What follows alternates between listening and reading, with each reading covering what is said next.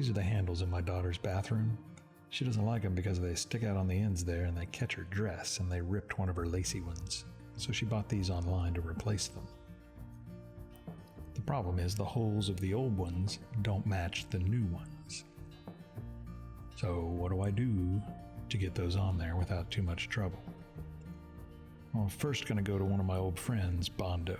It's a body filler for cars usually, but there's a plastic putty and a cream hardener. You mix the hardener in with the putty until it's a uniform color, and the more hardener you add, the faster it'll dry. And it dries fast, within 10 or 15 minutes usually. And I filled both holes in each drawer and one hole in each cabinet door with Bondo. Then once it's dry, a little while later, you can sand it down. It doesn't take a day, it's just a matter of minutes.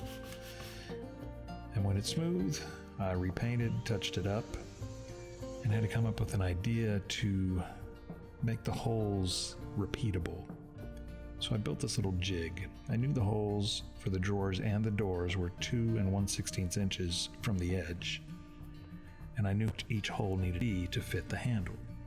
So I drilled holes in this piece of wood that were the exact distance apart. And here's my test fit, which was perfect.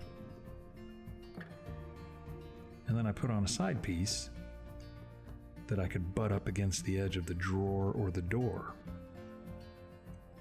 Now there's a small lip on this side and a big lip on the other side, and we'll talk about that here in a little bit.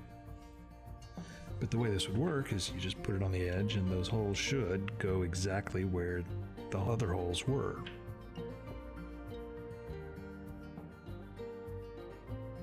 So here's how that works. On the drawers, I measure and find the center.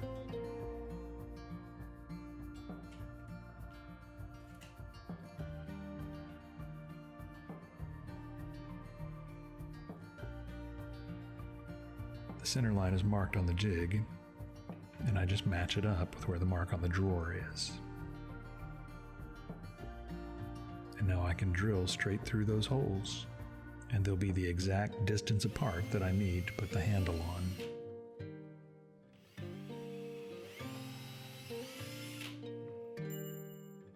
I might have accidentally drilled through that box that holds jewelry inside the drawer. Whoops.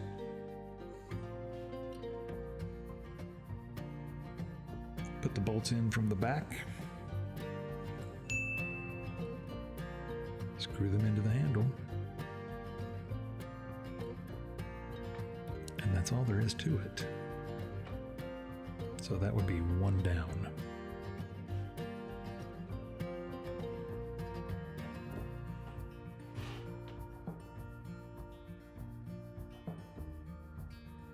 Cabinet door is very similar, except there's already a hole in there that I put a bolt through, so I know how far the other hole needs to be away from it.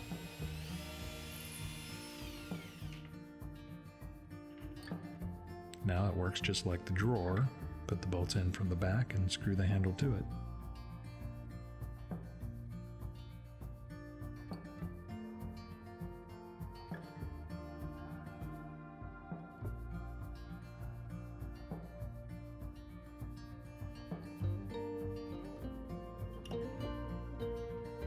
Now I'm going to talk about why there's a small lip and a big lip. There's a fake drawer underneath the sink.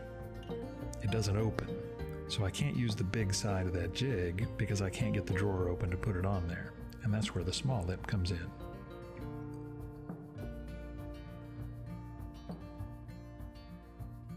Just like all the other drawers, I'm going to measure and I'm going to find the center. And then I'm going to place that jig on this fake drawer using the small lip of the jig.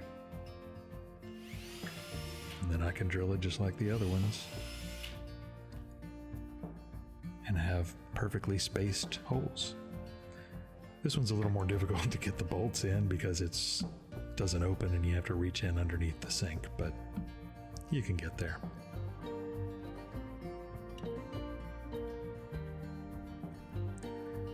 Then each of these drawers was a different width, which is amazing to me, but I measured the center of each and drilled the holes in them.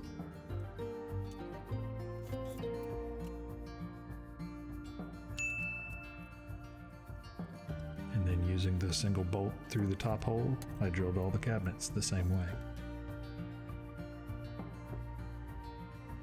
Once I got all the handles on there, I liked them.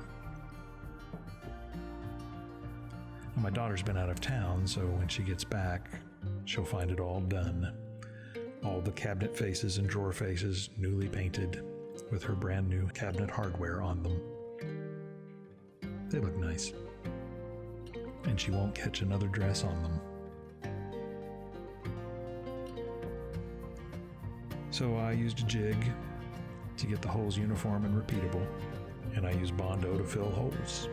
A couple of tips that I hope can help you out someday. Thanks for watching.